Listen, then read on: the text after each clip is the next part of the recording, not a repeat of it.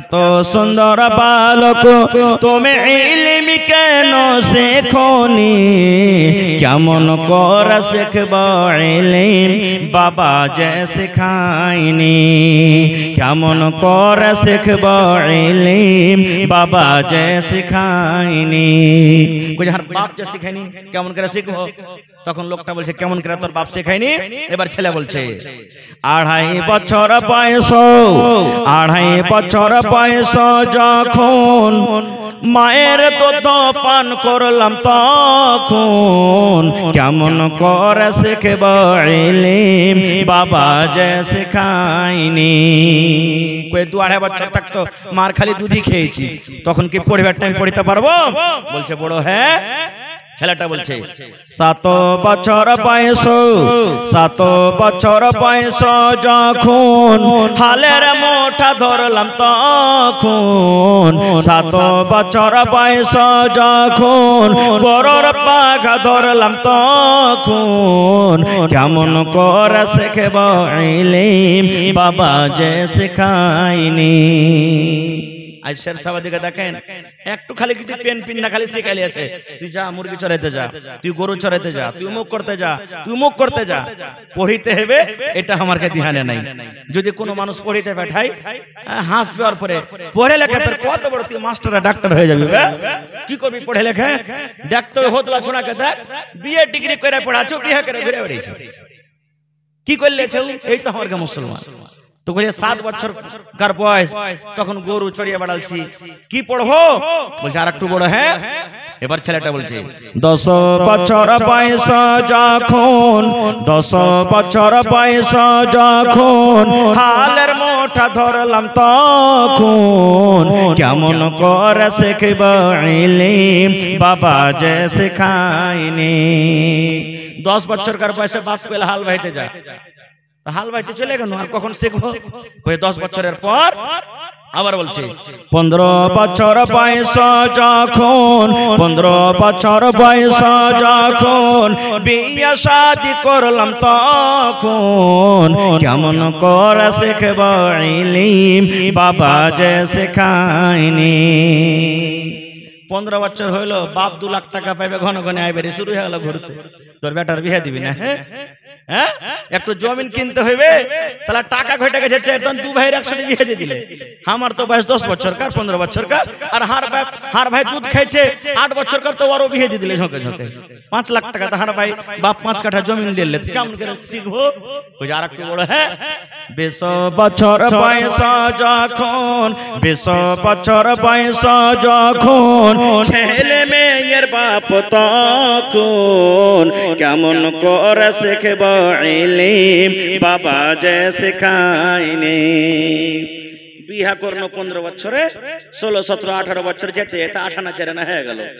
18 চেরা বুঝেন তো, ছাপুকা ছেলে পিলা হয়ে গেল। ও কইছে বাপ চকলেট দে, ও কইছে বাপ বিস্কুট দে, ও কইছে বাপ 5টা টাকা দে। তখন ওরাকে চকলেট আর বিস্কুট পয়সা দিতে যাব না, পড়িতে যাব কিতাব নিয়ে, আর কখন পড়িতে পারবো? এই তো আমাদের সমাজের হাল, সমাজের হাল আমাদের এইটাই। ইলম আমরা শিখতে চাই না ভাই রে। এ ভাই মুসলমান, আল্লাহর নবীর জামানার একটা ঘটনা শুনেন। ইসলামের প্রথম যুদ্ধ, প্রথম লড়াই 2 হিজরিতে হয়েছে।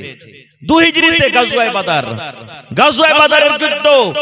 মুশরিক বেঈমান ৭৭টা মারা গেছে, ৭৭টাকে মুসলমানরা ধরে নিয়ে চলে গেছে, বাড়িতে রেখেছে।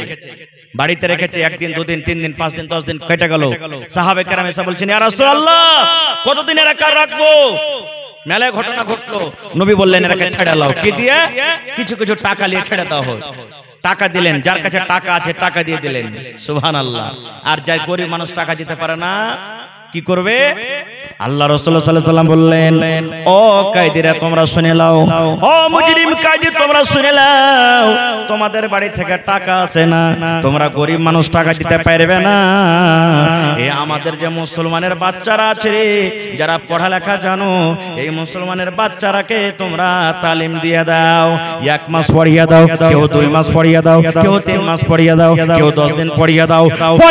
পড়িয়ে তোমরা নিজের জরিমানাটাকে শোধ করে দাও। যেদিন পড়িয়ে তোমাদের জরিমানাটা শোধ হয়ে যাবে, সেদিন তোমাকে আজাদ করে দেব, সেদিন তোমরা বাড়িতে চলে যাও। তালিমের দেখেন কত আহমিয়াত। শুধু তা নয়, ওই লড়াইটাতে নবীজির চাচা হযরত আব্বাস ধরা পড়েছেন। নবীজির চাচা, নিজের চাচা হযরত আব্বাস, ভালো করে শুনবেন। ওরে আল্লাহ, সব মুজরিমকে বেঁধে রেখেছে, দড়ি দিয়ে বেঁধে রেখেছে। আল্লাহর নবী যে ঘরে শুতে আছেন, নবীজির চাচা ওই নবীর ঘরের পাঞ্জরে আব্বাসকে বেঁধে দেওয়া হয়েছে। আব্বাস শরীর স্বাস্থ্য একটু মোটা, তাকে দড়ি দিয়ে যে বেঁধেছে। ওরে আল্লাহ, দুখানা হাত এমন করে বেঁধে রাখা আছে রে ভাই, হাতের দড়ি খানটা কচে গেছে, এমন করে কষ্ট হয়েছে। নবীর চাচা রাতের বেলাতে কষ্ট হচ্ছে, এরকম ভাবে কোঁতরাইছে, কষ্ট হয়েছে। আল্লাহ নবীর চোখে ঘুম আসে না, নবী বিছান থেকে উঠে গেলেন রাতের বেলাতে। নবীজির চাচা যে ঘরখানে বান্ধা আছে, নবীজি ওই ঘরের ভিতরে যায়, বলছেন চাচা কি হয়েছে? যে এখনো কিন্তু চাচা মুসলমান হয়নি। নবী বলছেন চাচা কি হয়েছে তোমার? কেন তুমি এত কষ্ট পাও? কেন তুমি কোঁতরাও? তোমাকে কি ভোক লেগেছে? না রে ভাতিজা, ভোক লাগেনি। তোমাকে কি পিপাসা লেগেছে? না রে ভাতিজা, পিপাসা লাগেনি। তাহলে চাচা গো তুমি এত কেন কোঁতরাও?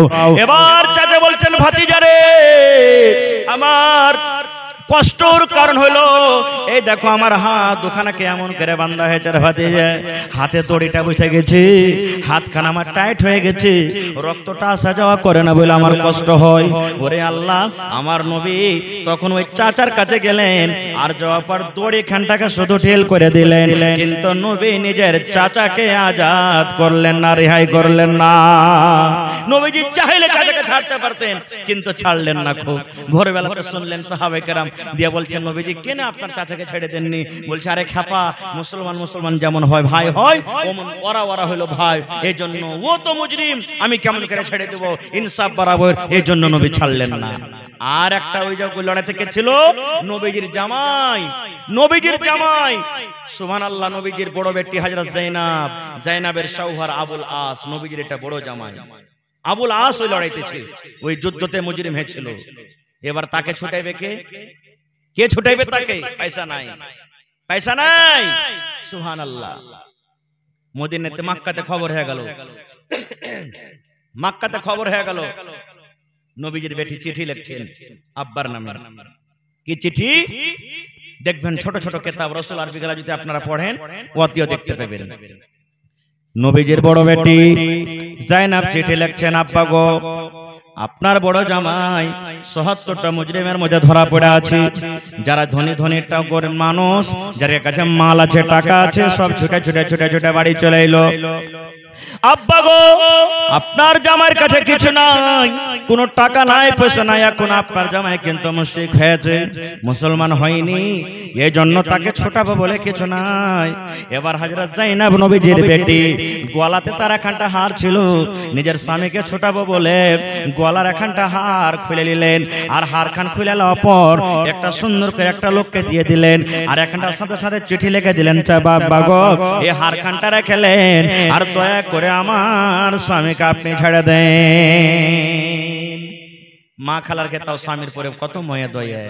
দেখবেন স্বামীটা বেমার পড়ে গেছে, টাকা পয়সা নেই বাড়িতে, গলার হারখান খুলে দিয়ে দিবে, আদরের বাপ যাও বেচে লাও গা, বিক্রি করে তুমি তোমার ইলাজ পানি করো গা, যাও আমার ফালখানটা বিক্রি করো, আমার পায়েল খানটা বিক্রি করো, আর যে তোমার ইলাজ পানি তুমি করো গা। কিন্তু কত মা খালা এমন আছে, যদি কোনো দরকার হিসাবে যদি স্বামীটা বেচতে চায়, ধরেন যে জমি নেবে কোনো জায়গাতে, এই তোমার পান খানটা পায়েল খানটা দাও না জি, ও দিবে না, দিবে না, কত ঝগড়া করবে, মুখখানটা ভারী হিজবে, কত রকম কথা কইবে। আর ভাইয়েরাও কত বদমাইশ আছে, বিহার সমাজতে দিয়ে দিলে দেওয়ার মতন, ওর কান থাকছে না থাক, ওর গলা থেকে যে খুলবে, 1 মাস 2 মাস পরই ওর কাম লেগে গেল, দেন রে ওখানে একটু জমিন পাচ্ছে বেচে খেয়ে দিয়ে দি, তখন তোকে ফের পরে দিয়ে দিব বানিয়ে, এই বেচারি দিয়ে দিলে, আর তখন আর কি দিবে, কেটে গেল যুগ, আর দিতে পারলে না, খো দিলে না খো। ওরে আল্লাহ, নবীজির বড় বেটি আব্বাকে চিঠি লিখলেন, আব্বা এই গলার হার আমি আপনাকে দিলাম, আমার জামাই, আপনি আপনার জামাইকে ছেড়ে দেন। সাহাবায়ে কেরাম বসে আছেন, ওই যাকে হার দিয়ে পাঠালেন, হার নবীর সামনে হাজির করে দিলেন। এবার চিঠি পড়ে দেখছেন, চিঠি পড়তে পড়তে ওরে আল্লাহ, নবীর চোখ দিয়ে ঝরঝর ঝরঝর ঝরঝর করে পানি ঝরতে লাগলো। নবীজি আমার কাঁদতে লাগলেন। সাহাবায়ে কেরাম বসে আছেন। এবার সাহাবায়ে কেরাম বলছেন, ইয়া রাসূলুল্লাহ, আপনি কাঁদছেন, এই চিঠিতে কে চিঠি দিয়েছে? এই চিঠিতে কোন এমন কথা লেখা আছে? এই চিঠিখানটা কার তরফ থেকে এসেছে? এই চিঠিখান পড়তে পড়তে পড়তে আপনার চোখে পানি দেখছি, ব্যাপার কি? আল্লাহ রাসূল বললেন, সাহাবী রে, এই চিঠি হলো আমার বড় বেটি জাইনাবের চিঠি। আমার জামাই আবুল আস ঘরে বাঁধা আছে, ওই আবুল আসকে ছোটার জন্য আমার বেটি চিঠি লেগেছে, আর ছোটার জন্য টাকা নেই বলে গলার হারখানটা দিয়েছে। এই হারখানটা কার তোমরা জানো? আমার যে প্যারি বিবি খাদিজা, যে খাদিজা সমস্ত মালকে আল্লাহর রাহে কুরবানি করে দিয়েছিল রে, যে আমার খাদিজা আমার জন্য একদিন ঘাটি নিয়ে যাচ্ছিল, রুটি নিয়ে যাচ্ছিল, আবু জাহাল আমার খাদিজার ঘাটিতে ওরে আল্লাহ ধুলা বালি গোশতের লুথড়া পর্যন্ত ঘাটিতে ফেলে দিয়েছে। আমার খাদিজা আমার জন্য কত কষ্ট করেছে। আমি যখন তাবলীগের কাম করে আসতাম, আমি যখন দাওয়াতের কাম করে আসতাম, আমার মায়ের দেখে আমার খাদিজার চোখ দিয়ে কত ঝরঝর ঝরঝর করে পানি ঝরে যায়। আমার খাদিজা জীবনে কোনোদিন সুখ পাইনি, আমার জন্য কত কষ্ট করেছে। ওই আমার খাদিজা আদর করে আমার বড় বেটি জাইনাবকে নিজের গলার হারখানটা তোহফা দিয়েছিল, দান করেছিল। আজ আমার বেটি জাইনাব নিজের স্বামীকে ছোটার জন্য ওই আমার স্ত্রীর দেওয়া হার, ওই হারখানটা পাঠিয়ে দিয়েছে। এই হারখান দেখে আমি চিনে নিয়েছি এটা হলো আমার বিবি খাদিজার হার, এটা হলো আমার বিবি খাদিজার হার। ওরে আমার সাহাবী, তোমরা যদি চাও, তোমরা যদি আমাকে ইজাজত দাও, এই হারখানা আমার বেটি জাইনাবকে আমি ফেরত করে দিব, কারণ এটা হলো মার ইয়াদগার, এটা হলো মার তাইনা জিনিস, আমি তাকে ঘুরিয়ে দিব। আর আমার জামাইকে তোমরা ছেড়ে দাও। নারে তাকবীর! নবী তোমার নাম শুনিয়া পাগল আমার মনটা গো, নবী একবার দেখা দিও গো। নবী তোমার নাম শুনিয়া পাগল আমার মনটা গো, নবী একবার দেখা দিও গো, নবী একবার দেখা দিও গো। হাসরেতে দিও গো দেখা, দেখব নয়ন ভরে গো। কিয়ামতে দিও গো দেখা, দেখব নয়ন ভরে গো। নবী একবার দেখা দিও গো, নবী একবার দেখা দিও গো। নবীর প্রেমে পাগল হইয়া ঘর বাড়ি ছাড়িলাম গো, নবীর প্রেমে পাগল হইয়া ঘর বাড়ি ছাড়িলাম গো। নবী একবার দেখা দিও গো, নবী একবার দেখা দিও গো। আর একটা হাদিস বলি, মাদ্রাসা করবেন, জানাজার দোয়া, বাপকে মাটি দেওয়া দোয়া, মা বাপের দোয়া, খায়ার দোয়া, ইফতারের দোয়া, কুরবানি করা দোয়া, শাবে কাদরের দোয়া, তারপরে আপনার নামাজ পড়ার তারিখে, জানাজা পড়ার তারিখে, শরীয়তের কথা কোথায় শিখবেন? মাদ্রাসাতে শিখবেন। যতটি লোক এখানে বসে আছেন, বেয়াদবে মাফ করবেন, বুঝার জন্য বলছি, ইমানদার সত্য করে বলবেন। যতটি লোক এখানে বসে আছে সবাইকে আমরা জানাজা পড়িতে জানি? জানি জি ভাই, সবাই জানাজা পড়িতে জানি না, জানাজার দোয়াটাও জানি না। আমরা জানাজার দোয়া জানি না। মরলো কেউ রেশমের আওয়াজ নাই দিলে লোক কি হবে? জানাজাতে খাড়ি হয়ে গেলাম। কেমন করে জানাজা পড়িতে হয়, জানাজার দোয়া কি আমরা জানি না। যতটি লোক এখানে বসে আছে, বিবির কাছে যাওয়ার দোয়া কি সবাই জানছে? বিবির কাছে যেতে গেলে একটা তো দোয়া পড়তে হবে, জানছে কি? জানি না। গোসল করতে হবে, ফরজ গোসল। গোসল বিবির সাথে মিলন করতে গেলে গোসল ফরজ হয়ে যায়। গোসল কেমন করে করতে হবে আমরা কি সবাই জানি? জানি না, খুব জানি না। এই গেলাম ডোলে, হড় হড় হড় হড় করে দু চার ডোল জ্বালিয়ে দিলাম, মোটর চালু করে দিলাম, গোসল করে চলে এলাম। জি না, নবীর তারিখের মতন যদি আপনার গোসল না হয়, গোসল হলো না খুব আপনার। আর একটা কথা বলে দি, আল্লাহ তাবারাক ওয়া তাআলা মা খালাদেরকে প্রত্যেক মাসে মাসে 2 দিন 4 দিন 5 দিন 10 দিন করে একটা বেমারি দিয়েছে। সেটা হলো কি? মাসে খায়, যাকে আমরা বলি মাসে মাসে আছে। ওই মা খালা কি করে? নামাজ পড়বে না, তখন রোজা করবে না। খুব ওই হালাতে জয় দিন 2 দিন 3 দিন 4 দিন 5 দিন না পা খেয়ে থাকবে। ওই সময়তে রোজাও করবে না, নামাজও পড়বে না। আর পুরুষেরা বিবির কাছে হাম বিস্তারিয়ে করবে না, চুমাচাটি করতে পারবে, গায়ে গায়ে মিলিয়ে শুতে পারবে, এক জায়গাতে আরাম করতে পারবে, হাতের খেতে পারবে, কিন্তু তার সাথে সহবাস করতে পারবে না। আর একটা কথা বলে দিই, এমন দুনিয়াতে মা আছেন, এমন দুনিয়াতে বেটি আছেন, এমন দুনিয়াতে বহিন আছেন, মাসে 3 দিন 4 দিন দূরের কথা, মাসে 15 দিন 20 দিন করে তার হইতে রক্ত আসতে থাকে। এরকম আছে না নাই? আজ ভালো হইলো, 2 দিন পর ফের রক্ত দেখা দিলে, 2 দিন পর ভালো হইলো, ফের 2 দিন 1 দিন পর ফের রক্ত দিলে। কত মা খালাতে এমন আছে যে 15 দিন 20 দিন লাগাতার হই চলিচ্ছে রক্ত। এবার উকে মাসে তাহলে নমাজ রোজা কোনোদিন করবে না? ভাইরে শোনেন, একটা হলো নেফাস, নেফাসের খুন, একটা হলো হাজের খুন, আর একটা হলো ইস্তেহাজার খুন। এই 3টা রক্তকে আমাদেরকে আলাদা আলাদা করে জানতে হবে। একটা হলো হাজের খুন, হাজের রক্ত কাকে বলে? মা খালাদেরকে মাসে 3 দিন 4 দিন 5 দিন 6 দিন করে মাসে মাসে যখন আসে, মা খালারা যখন সাবালিকা হয়ে যায়, বহিনেরা যখন সাবালিকা হয়ে যায়, আল্লাহ রাব্বুল আমিনের পক্ষ থেকে মাসে 3 দিন 4 দিন 5 দিন 6 দিন করে একটা রক্ত আছে, এটাকে বলা হয়েছে হায়, এটাকে বলা হয়েছে মাসিক। যেই দিন না পাক হয়ে থাকবে রে বোন, ওই দিন তুমি নামাজ পড়বে না, ওই দিন তুমি রোজা করবে না। আল্লাহ রাব্বুল আমিন জীবনের মতো ওই নামাজটাকে তোমার maaf করে দিয়েছে, কিন্তু রোজা maaf করেনি। এই জন্য যদি কোনো মা খালা রোজার মাসে না পাক হয়েছিল, ওই রোজা 3 দিন 4 দিন 5 দিন রোজা ছুটে গেছে, ওই রোজা কোটা এখন পুরা করতে হবে। ওই বাকি রোজা কোটা এখন তাকে কাজা করতে হবে। এটা হলো হায়। আর একটা হলো কি? ইস্তেহাজা। ইস্তেহাজা কাকে বলে? এটা হলো একটা বেমারি, এটা হাইজ লয় রে ভাই, এটা একটা বেমারি। কত মা খালা 15 দিন হয়ে গেল ভালো হইতে পারে না, 20 দিন ধরে রক্ত আসছে ভালো হয় না, 3 দিন ভালো, 2 দিন ভালো, 5 দিন পর আর রক্ত দেখা যায়, ভালো হইতে পারে না। ওই মাকে বলবো, বোন রে, এটা হাইজ নয় গে মা, এটা হাইজ লয় রে বোন। যদি এরকম কোন মা খালার রক্ত আসে, এলাচ পানি করে যদি ভালো না হয়, আল্লাহ নবী তার অপশন দিয়ে দিয়েছে। ওগুলা কথা কোথায় শিখবেন? এই মাদ্রাসাতে শিখতে হবে, এই মাদ্রাসাতে কিতাব পড়বেন, শিখতে পাবেন, অন্য কোনো জায়গাতে শেখা যাবে না। আল্লাহ রাসূল বলেছেন, মহিলা রে, ওইটা তোমার একটা রক্ত ফেটে, ওইটা তোমার একটা নাস ফেটা রক্ত আছে, ওইটা তোমার হাইজ লয়, ওইটা হলো ইস্তেহাজা। নবী বলেছেন, যদি কোনো মহিলার মাসে 15 দিন 20 দিন 10 দিন 1 মাস করে রক্ত আসতে থাকে, রাসূল বলেছেন, যখন তুমি ভালো ছিলে, আগে যখন তুমি ভালো ছিলে, তোমার মাসে 3 দিন 4 দিন করে রক্ত আসতো, এই মাসের মধ্যে তোমাকে গিনতি করতে হবে যে আমার মাসে 20 দিন রক্ত আসছে, আগেকার ভালোতে 5 দিন চলে আইলো, 5 দিন তুমি হাইজার বাদ দিয়ে দাও, 6 দিনকার দিন তুমি টাইমে টাইমে গোসল করো আর নামাজ পড়ো, প্রত্যেক টাইমে টাইমে গোসল করো আর নামাজ পড়ো। বলবেন, মাওলানা গোসল করতে পারবো না, ঠান্ডার সময়তে 5 বার গোসল করতে আমাকে পেরেশানি আছে, আমার কষ্ট হয়, 5 বার গোসল করতে পাবো না। তাহলে মাকে বলবো, বোন রে, জোহরের নামাজটা একটু ঢিলা করে দেন আর আসরের নামাজটা একটু চড়িয়ে দেন। 2 টাইমের নামাজের মাঝখানে একবার গোসল করলেন, আর গোসল করার পর জোহরের নামাজ আপনি আদায় করেন, আসরের নামাজ আদায় করলেন। এবার আবার রক্ত কিন্তু আসতে আছে, এবার আপনি কি করবেন?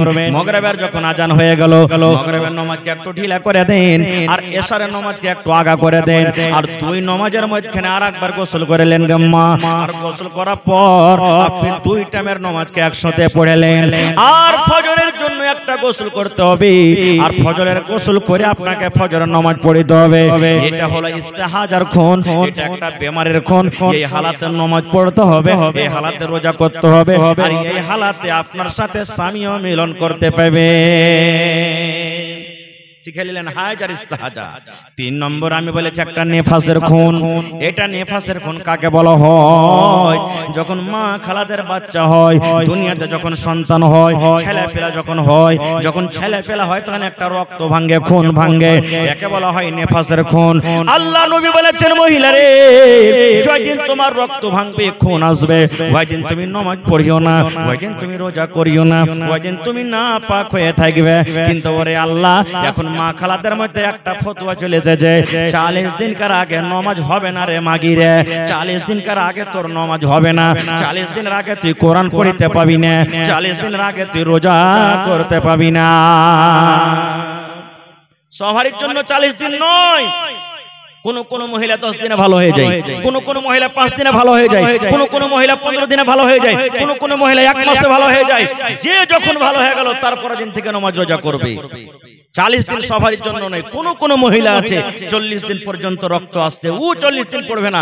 বাকি যে 10 দিনে ভালো হয়ে গেল 11 দিনকার নামাজ পড়বে, যে 20 দিনে ভালো হয়ে গেল 21 দিনকার দিন নামাজ পড়বে, যে 30 দিনে ভালো হয়ে গেল 31 দিনকার দিন নামাজ পড়বে।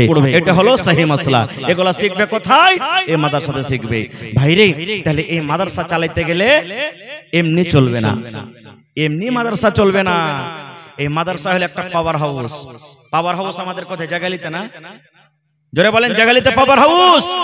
ওখানে লাইন দিচ্ছে, এখানে ভ্যাপার জ্বলছে, আপনার ভ্যাপার জ্বলছে। জার্নিটার লাইন না থাকলে জার্নিটার চালু করছেন, সুবহানাল্লাহ। জার্নিটারে তেল না থাকলে জার্নিটার চলবে রে ভাই?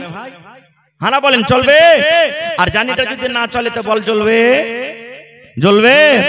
এই মাদ্রাসা হলো মুসলমানের জন্য পাওয়ার হাউস। Power house.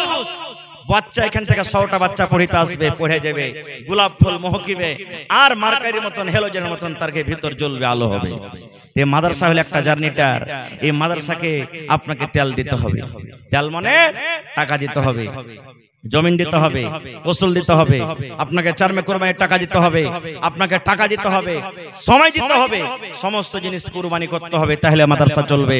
আর আরেকটা কথা জানলেন, আপনি মরে যাবেন, দুনিয়া থেকে চলে যাবেন, আপনার মাদ্রাসাতে পড়ে যদি আপনার বাচ্চা কিছু নাই পড়তে পারে, শিখতে পারে, যদি আপনার জন্য একটু দোয়া শিখেলে, রব্বির হামহুমা কামা রব্বায়ানি সগীরা, রব্বির হামহুমা কামা রব্বায়ানি সগীরা, এই দোয়াটার মানে হলো যদি আপনি দুনিয়াতে বেঁচে আছেন তাও, আর কবরের ভিতরে মরে চলে গেছেন তাও, আপনার বাচ্চা যদি অন্তর থেকে একবার আল্লাহকে বলে রব্বির হামহুমা, হে আল্লাহ তুমি আমার মা বাবার পরে রহম করো, দয়া করো, কামা রব্বায়ানি সগীরা, আল্লাহ যেমন ছোট কালে আমার পরে রহম করেছো, দয়া করেছে, আল্লাহ এর কোন দয়া তুমি আমার মা বাবার পরে করো।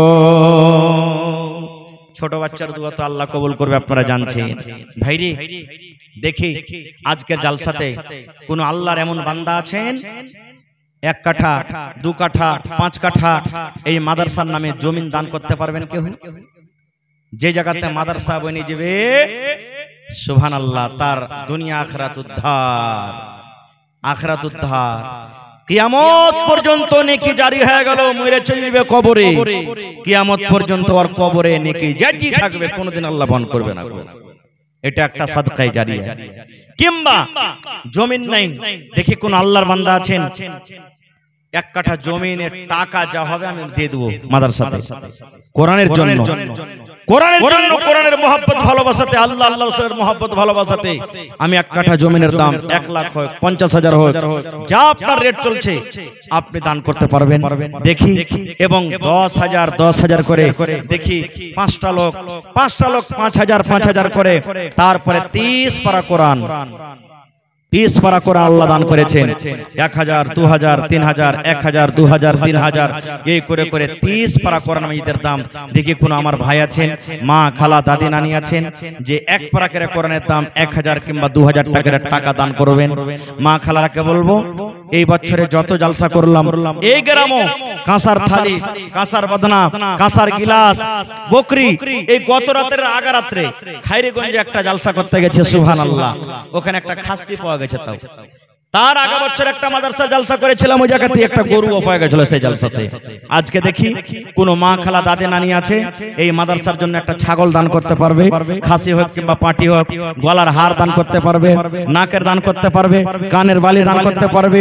দেখি কাঁথা, গিলাস, বদনা যা বাড়িতে আছে আল্লাহ রাহে দান করতে পারবেন। আল্লাহুস সামাদ। এই দেখেন 30 পারা কোরআনের আবদার করেছি আমি। তার মধ্যে আমার নানাজান মোহাম্মদ আকমাল হোসেন 1,000 টাকা সর্বপ্রথম দান করলেন, 2টা কাঁসার বদনা আর একটা কচ্ছপ, আল্লাহুস সামাদ দান করে দিলেন। একটু জোরে বলেন নারে তাকবীর, আল্লাহুস সামাদ। হ্যাঁ ভাই, মাদ্রাসার ভিতরে বসে আছেন, একটু গনগনে করে নারা দেন, আর খানি টানি মুখে থাকলে একটু সাইডে ফেলে দেন, নারে তাকবীর, মাশাআল্লাহ। এই দেখেন আকমাল ভাই, নানা আমার 1,000 টাকা, 2টা কাঁসার বদনা, একটা কাঁসার গিলাস দান করেছেন। আর পারবে কি দিতে? না ঠিক আছে তারিক ভাই, পারবে? জি নানা, হাত খালি আছে? দেখেন আপনারা যদি এই মাদ্রাসা করে দেন, আল্লাহুস সামাদ, গ্রাম রোশন হয়ে যাবে। কিন্তু আপনাকে গ্রাম রোশন হয়ে যাবে। আজ গ্রামে একটা স্কুল আছে, স্কুলটা যদি গ্রামে না থাকলে বাচ্চারা কত কষ্ট হতো, কোনটা কোনটা পড়ে যেতে হতো। শুকরিয়া আদায় করেন যে এত বড়খানি গ্রামে স্কুল দিয়েছে সরকার। এখানটা মাদ্রাসা হইতে গেলে দিন দুনিয়া আপনার হাতে। আম কাম গুটিয়ে का দাম, 2 হাতে লাড্ডু, 2 হাতে আপনাদের লাড্ডু হয়ে যাবে। আল্লাহুস সামাদ, ওখানে দিন শিখবে, ওখানে দুনিয়া শিখবে, দুটাই আপনাদের হাতে হয়ে যাবে। আল্লাহুস সামাদ। তো আমার নানা জান বেশি চাহাবো না কো, আর 1000 টাকা আপনি দিয়ে দিন, ঠিক আছে? নারে তাকবীর, লেখেন 2000 টাকা দিয়ে দিলেন।